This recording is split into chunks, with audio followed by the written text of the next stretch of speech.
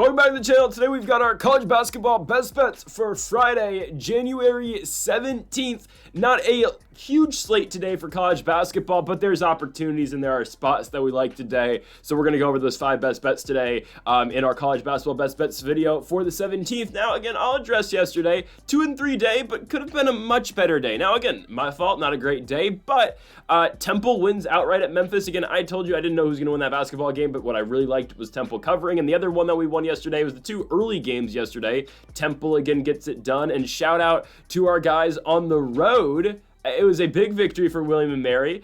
They pull it out in the end, and they cover the 2.5 points as well. Now, okay, Hawaii, don't get me started. They played one of the worst games I've seen all year out of them. No, by far the worst game I've seen out of Hawaii this season was the one that they just played yesterday against CSUN. They got out-rebounded. They got out-hustled the entire game. It was atrocious. They could not hit a 3 either. They couldn't hit a single shot. So Hawaii, whatever. Bad read. They just played like crap. Maryland, going to Northwestern. They had it, they just choked it. Well, not choked it, they got the steal at the end of overtime, and then obviously, it's a turn up. Well, Maryland gets a steal, and then it's another loose ball, and it's off on Maryland, 0.7 seconds to go. I don't know how you leave Nick Martinelli wide open with 0.7 left in a tied basketball game with the potential to go to double overtime. I don't get it. And then there's USI and Lindenwood. Yeah, I don't know. The Lindenwood game, it wasn't our best performance. 2 and 3, again, it could have been a lot worse, but it felt like it should have been a bigger night as we started 2-0 yesterday. So we're looking for some more success today. We're going to flush that. Again, not a horrible day, not a good day. It was a bad day, but again, not a horrendous day yesterday. We'll be better today. Okay, let's get on to the first of our 5 best bets. Folks, before we get into this, make sure to hit that subscribe button down below for some more daily college basketball best bets here on the channel. If you want 10 best bets for Saturday, we did it last week. I don't know if you guys like that or not, so let me know in the comment section down below if you liked the 10 best bets for the Saturday slate. There's a lot of games tomorrow. Let me know if you want that. And again, if we are going to do that, 100 likes on this video. It should be pretty easy. We've been getting 100 likes almost every single day on these videos. So 100 likes in this video, and then let me know in the comment section down below if you want 10 best bets for tomorrow. If not, I'm perfectly fine doing 5. So just let me know in the comment section down below. Make sure to go check out our NBA predictions. Again, that's going to be posted in an hour. Make sure to subscribe to the channel. It helps out the channel a bunch if you just hit that subscribe button down below. Check out our NFL predictions as we posted them yesterday here on the channel. Let's now get into, not the UFC 311 predictions. That's on the channel as well. Here we are. First best bet of the video. We go to the Mid-American Conference. We go to Akron, Ohio, the birthplace of both LeBron James and Steph Curry. It's the Akron Zips at home against the Ohio Bobcats. It's a big game in the Mid-American Conference. It's a huge game. It's the only game that starts at 3 p.m. tomorrow. It's on CBS Sports Network, something that Sling TV doesn't have, apparently. Well, they don't. It's whatever, so I'm going to have to find this game on the internet. Actually, no, Paramount Plus got me, I think. Anyways, we get Akron and Ohio. A huge game in the Mid-American Conference, guys. Akron and Ohio, both undefeated going into this game. Miami of Ohio also undefeated in the Mid-American this year, but Akron 4-0 in conference play, Ohio 4-0 in conference play. Akron's victories, Bowling Green, Central Michigan, Eastern Michigan, and then Toledo in their last victory. Ohio so far has gone on the road to Central Michigan, winning a low-scoring affair against the Chippewas by 2 points, beating Buffalo on the road by 9 points, beating Northern Illinois, and then beating Ball State and blowing those teams out as both those games were played in Ohio. Now, though, they go on the road to Akron. It's by far Ohio's toughest task so far in Mid-American play, but the same can be said about the Zips. But I have been kind of high on the Zips all year long. I remember at the beginning of the year, I told you guys, and I have my teams that I've kind of been watching out for the entire year. I mean, if you watch every single day on the channel, you know how much, we like UCI. We think UC Irvine's really good this season, right? But I told you at the beginning of the year, the 2 teams I liked out of the Mid-American Conference were Akron and Kent State. Those are the 2 teams that, that caught my eye at the beginning of the year. Those are the teams I thought were going to be really good. Kent State, kind of just hanging around right now in the Mid-American. Akron, though, has really, rose to the occasion. Again, 4-0 so far in Mid-American play. Nate Johnson leads this team in scoring with 13 per night. Tavari Johnson's going to give you 12. Isaiah Gray's going to give you 10. Sharon Young's going to give you 9. Just an all-around group effort out this team. And Akron has been playing good basketball this year. Again, 11-5. The non-conference schedule wasn't great, but what have they done? They have rose to the occasion. Once again, Mid-American play has started. Going on the road and beating Bowling Green, beating Central Michigan at home, going to Eastern Michigan and blowing them out, winning the game by 30 points and scoring 150 105 points, and then their last game beating Toledo by 7, and he got 28 in that game out of Johnson as well. For the Ohio Bobcats, again, a team that started off really rough as well. They lost non-conference to James Madison, Illinois State, Memphis, Middle Tennessee, Texas State, Marshall, but a team that has really gotten it together recently. After that loss on the road at Marshall, they haven't lost. They beat Austin, PA. They beat Muskingum? Never heard of you. Central Michigan, Buffalo, NIU, and Buffalo. Ohio is led by AJ Clayton. He's their best player. Clayton can erupt for 30 plus in games. 17 points is the average so far this year for him. Again, he is the leading scorer. He's the all-around just best player on the Ohio Bobcats. But where I think the difference is made in this basketball game, honestly, for me, is that the game's in Akron, Ohio. I think that's going to play a big difference. Again, I think the crowd will be into it, I hope. But it's a big basketball game, man. It's the only one. There's not many games on Friday. It's a Friday night game in Akron, Ohio. There's not many of them. This is nationally broadcasted, and it's a big game in the Mid-American Conference. Both these teams know the stakes of this game, and I do think Akron is going to be able to get it done. Again, all around, I do think they are just the better basketball team. This team can put up points. Sure, Ohio can do the same exact thing as well. Both these teams can erupt for big scoring nights, but I just like Akron a little bit more. Again, they're not as reliant on just one player. Again, Ohio feels like, again, AJ Clayton is their guy for the most part. There are some other guys who can contribute as well, but they're not as deep as a whole. Akron does have a better bench. I think Akron, again, is the way more well-balanced team, and I like the Zips in this spot. Again, Nate Johnson and Tavari Johnson can both go off on any given night, but then again, you get the supplemental players as well. You get Isaiah Gray, you get Sharon Young, you get Shema Scott, you get James Okonkwo, you get these other players. Again, you have bench players for Akron who put up 16 minutes a night and also score 7 a night as well. Again, Akron's not one of these teams that is just dependent on their 5 starters. They get production elsewhere in the lineup, and that's why I like them in the Mid-American Conference this season. On top of that, we get Akron at home in this game. I've always projected Akron to be a better team than Ohio this year. That's no slight on the Bobcats, but again, I've always thought Akron as the higher class here in the Mid-American this season, and of course, we're going to stick to that. We think Akron's going to be able to effectively get to the hoop in this game, and I think the Zips are able to get it done. We get them at home here. We get -3.5. We get -165. I like both the spots, but again, yeah, you can take the -3.5. It's what I'm going to be playing tomorrow. I got Akron to win our early game on CBS Sports Network, -3.5 for the Zips. They will get it done at home here against the Ohio Bobcats. Let's move on to our next game as we go to the A10. We don't talk about the A10 all that often, but from Philadelphia, Pennsylvania on ESPNU, we have got the VCU Rams going on the road against St. Joseph's. Now, I saw a tweet today. I don't remember entirely who tweeted it, so that's my fault on that, but I saw a tweet today, and it said the 10 top teams that have been, ranked or just statistically been the unluckiest teams in college basketball this season, out the top 100 teams. I believe number 3 was VCU.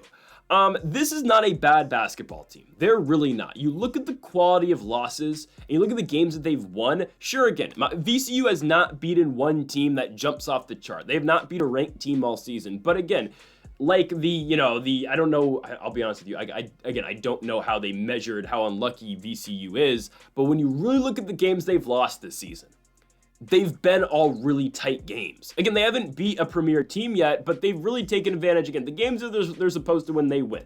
VCU so far, a team in the A10 this year that is 3-1. They beat Loyola Chicago, who has fallen apart. Fordham, St. Louis in their last game. Their first game that they lost in the A10 this year, they're 3-1, They lost their first game. It was on the road at St. Bonaventure. They lose the game by 2 points. What are their other losses this season? At the Pit against New Mexico, and we're going to talk about in a second, or later on in the video, how tough it is and how difficult it is to go to the Pit and win. Again, we'll put a bookmark in the Lobos. We're going to talk about the Mountain West at the end of this video. But again, VCU goes to New Mexico. They lose by 7 points. They lose to Seton Hall by 3 points. In a game where, yes, they collapsed, but they went to overtime and almost beat Seton Hall, but lost. Nevada beats them by 3 points as well in that same exact tournament. VCU, again, the wins don't jump off the charts. I mean, hell, we're talking about BC, we're talking about Miami, we're talking about UPenn. Colorado State's a good victory. We're talking about William & Mary, who, again, they're getting it done, but is that a premier win? No. But again, VCU's been able to win basketball games. They have not been completely just, blown out the water yet. Every single game VCU plays, if they're not winning it, it's a competitive basketball game. And I do think they're better than St. Joseph's. I think they are. Guys, St. Joseph's, 2-2 team in the A10 this season. And I get it. The game's in Philly. The game's going to be, at home for the Hawks. But again, I know it's not always the best way to compare common opponents, but hear me out here, guys. VCU just played St. Louis. They beat them at home by 16 points. When St. Joseph's went to St. Louis, they lost the game 73-57.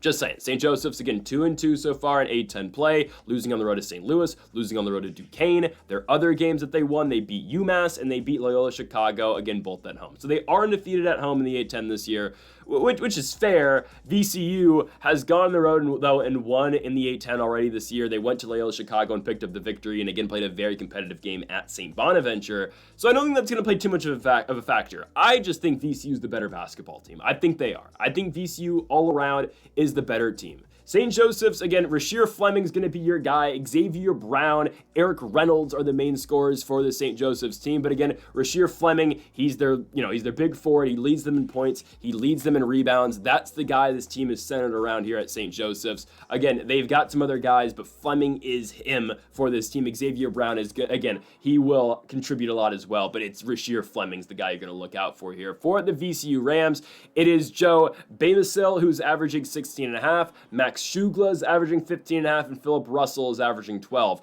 Again, I just think VCU's the better basketball team. I think, again, the reason that this game is where it's at in terms of the odds, VCU only being a slight favorite, is because they have to go on the road to St. Joseph's, which is understandable, but as a whole, I just feel like VCU's the better basketball team. They've played very competitive basketball games this year, and sure, all their losses come away from home, right? They're all on the road. Rather, the road games just straight up or neutral site games. I understand that.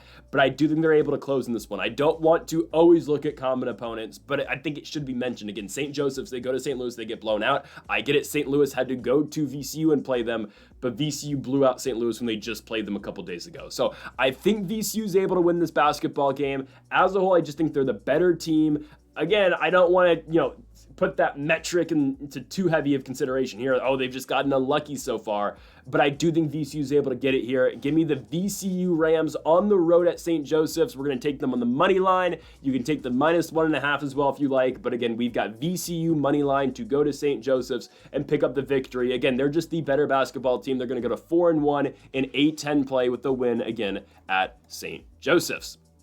Let's go on to our third game.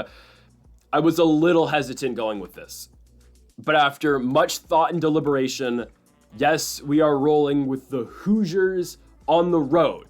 Again, same spot like yesterday, not entirely, but with Temple and Memphis. Don't care who wins. I just don't. And I'm not picking who's winning the basketball game. I'm picking who's covering. And that's going to be the Indiana Hoosiers. If not, I know this doesn't mean much, but if not, Mike Woodson's getting fired. He is getting fired if they don't win, actually. But for us, guys, Indiana's going to pull out all the stops to win this basketball game. At least Mike Woodson's going to. And if the Hoosiers players, if the guys on this Indiana team, we're talking Omar Bala, we're talking Miles Rice, we're talking Mackenzie Mbako, we're talking Malik Renault, we're talking Trey Galloway, who's played for Woodson for 5 years now. If those guys care about Mike Woodson, they are going to play their ass off in this game in Columbus. On top of that, I don't think Ohio State's all that great. I made that remark after they barely got by Minnesota on the road and how Minnesota came off a huge victory, or just yesterday beat Michigan. Who the hell would have thought that? But hey, Dawson Garcia, shout out to him with the big game-winning 3. But how did Michigan lose that game? I don't know. Anyways, I don't think Ohio State's all that good. Watching Ohio State multiple times this season, sure, again, they were competitive against Oregon at home.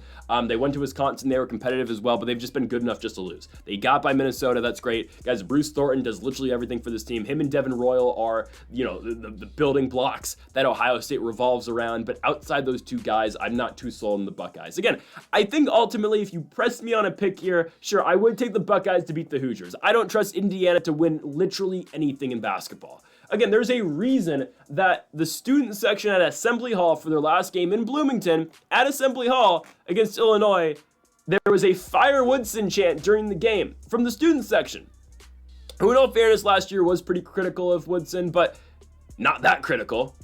A Fire Woodson chant during the game. Guys, if you look at the videos that were taken within Assembly Hall, by the second half, that student section was damn empty. It felt like an Indiana football game from last year. There was nobody left in Assembly Hall come the second half against Illinois. Sure, they're getting blown out by 30 points, but you know what it takes for that fan base to go away in basketball?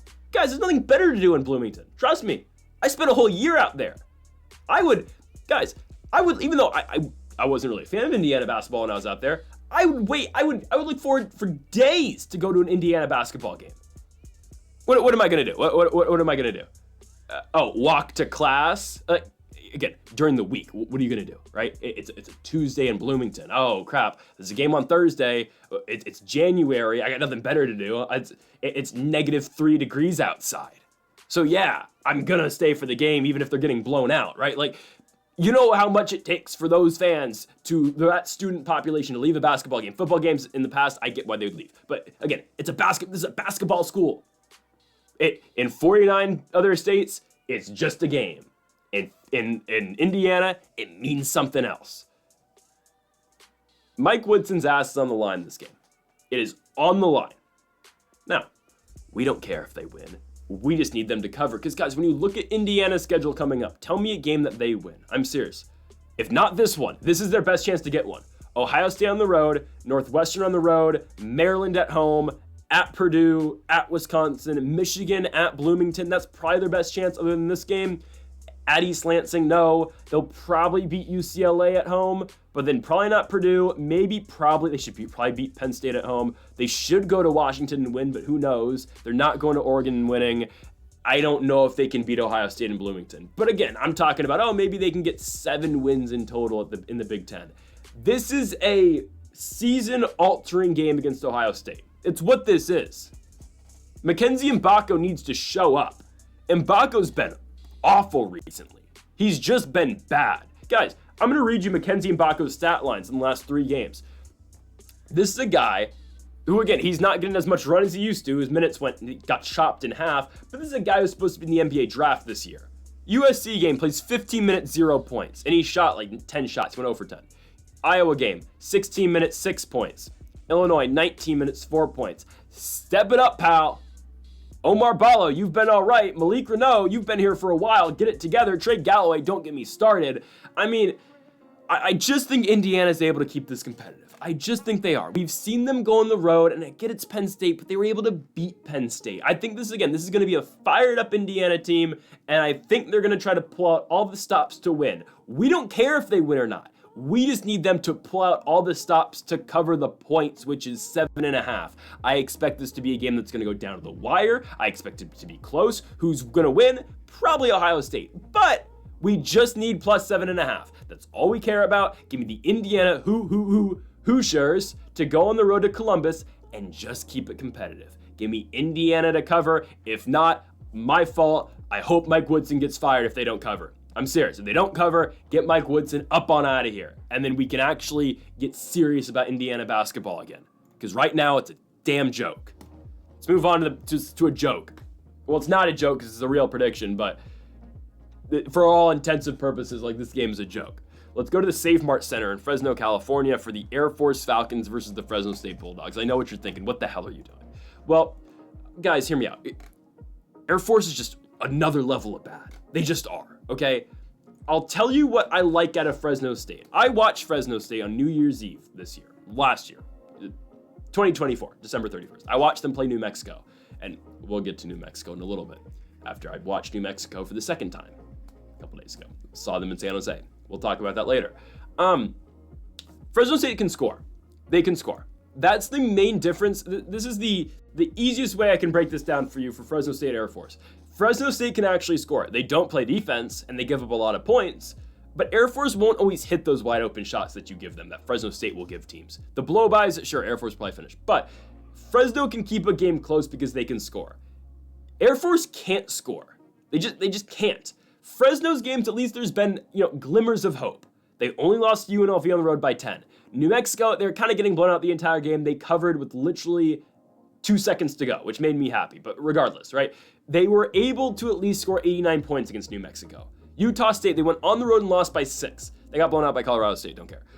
They hosted Nevada, lost the game by 11, but they took them to overtime. Fresno's shown again capabilities this season. What the hell is Air Force showing other than that one win over Jacksonville State, where we picked Jacksonville State to beat Air Force, and Air Force somehow won, which at the time I wasn't that mad about, but now it gets me even more mad. Air Force has been horrible all year long, and the one time we picked against them, Jack State loses to them. Damn Gamecocks, sorry. Air Force wins this year are Jacksonville State, Mercyhurst, and Stony Brook. Of course, we had to be on the wrong side of the other equation on that. Okay, but hear me out, guys. We're going to talk about Air Force. What has Air Force done in Mountain West play this year? Okay, they went to Boise. They lost by 18 points. They play UNLV. They lose by 19. Wyoming beats them by 5 at Colorado Springs. They go to San Diego State and only score 38 points and lose the game by 29 points. They play San Jose State at home. They lose by 7. San Jose State should be regarded as one of the other really bad teams in the Mountain West. I know they just beat New Mexico. We'll talk a little bit about the Spartans in a little bit. And then Air Force just went to Nevada, probably their best performance all year long, only losing the game by 6 against the Wolfpack. I just think Fresno is more capable of scoring. On top of that, Air Force has to go on the road to play Fresno. It's not like the Save Mart Center is some raucous crowd. I'll show you guys the view that I had when I went to the Fresno State game on the 31st. Nobody was there, but still, Air Force has to go on the road to play this game. Again, trust me, guys. If you can see that, come on, here we go. Come on, focus. All right, well, there's nobody there, trust me. Like, that is the whole lower bowl. There's nobody at that game. So it's not like they're dealing with some crazy crowd in Fresno. But on top of that, just in general, Air Force has to go to Fresno to play this game. They got to go on the road. They got to travel. And I think Fresno is going to get this one. I don't know if Fresno gets another game in the Mountain West this year, other than maybe when they go to Colorado Springs. Maybe they'll split against San Jose State. But still, this is Fresno's opportunity. I think they get it here. Give me the Bulldogs. I think they can actually score unlike Air Force. Give me Zayon Collins. Give me Alex Crawford. These guys can hoist up shots and score sometimes. And Air Force, they're one player. It's Ethan Taylor. He takes majority of their shots. I kid you not. Ethan Taylor probably takes more than 50% of their shots every single game. He averages 15 a night. It's kind of just on volume. He does lead them in points, rebounds, assists, and steals. He's putting up a Cooper Flag type stat line. Again, Ethan Taylor's a good basketball player, and gets a high volume of shots. The rest of the team is not very good. Give me Fresno. They're the all-around better built team, and I do think they kind of put it on Air Force here, because when Fresno's finally winning a basketball game, guys, trust me, they're going to cherish it, and they're just going to try to put it on Air Force. So give me Fresno State to win the basketball game, and they will cover the 3.5 points as well. I'm at home in Fresno. Let's move on to, that's not it. I legitimately did not mean to do that. There we go. That was our NBA prediction from yesterday, which we didn't get right. Thanks, Houston. You suck. We'll get to the NBA predictions in an hour, so join us for that. Boise State versus New Mexico. Now, the New Mexico Lobos, a couple nights ago, I was at the San Jose State-New Mexico game. What a disappointment. Just what a disappointment, right? They couldn't get a stop down low. Nelly Jr. Joseph got into foul trouble very early, and they let Robert Viola dominate them down low from the San Jose State Spartans. Latrell Davis hits the game winner for San Jose State, a very, honestly, inconsistent player, but when he's on, Latrell Davis is a good hooper. I think it was just a bad spot for New Mexico. I just think it was. They lose the game by 1 point. It was just an off night. It's fine. They're back at the pit. I think they should be okay in this one. I really think so. It's hard to play in the pit. It is a tough environment, one of the tougher ones, if not the toughest environment to play in the Mountain West, because you know that crowd in Albuquerque is going to show up.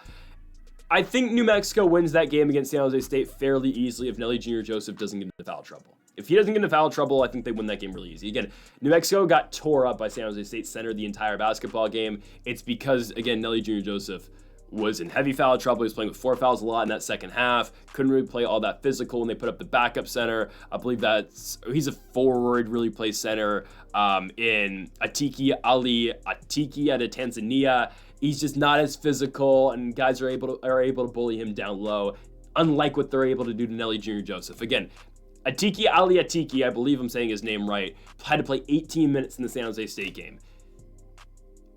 That's about the same amount of minutes combined as he's played in Mountain West play all year long. So, again, just a weird spot for New Mexico. Donovan Dent wasn't especially on. It was just an odd game. I'm really willing to move past that. Again, yes, losing to San Jose State isn't great, but when you think about it, with the circumstances surrounding again, Nelly Jr. Joseph not being able to play the entire second half, I think it's okay.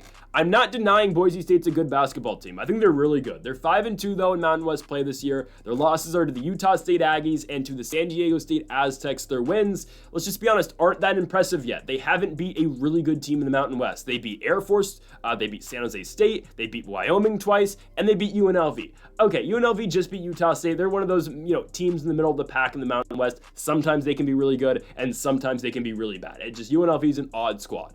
But Boise's been competitive in a lot of basketball games this season. I'm not, again, going to deny that Boise's a good team. I think they're really good. We saw them play Clemson earlier on in the year. We saw them beat Clemson, right? They lost to San Francisco, which was odd. They beat St. Mary's in overtime. They played a close game against Wazoo, who just obviously yesterday beat Gonzaga. I don't think Boise's a bad team at all. They are led by Tyson Denhart, who is averaging 17.5 points per game. Andrew Meadows averaging 12.5. I get that.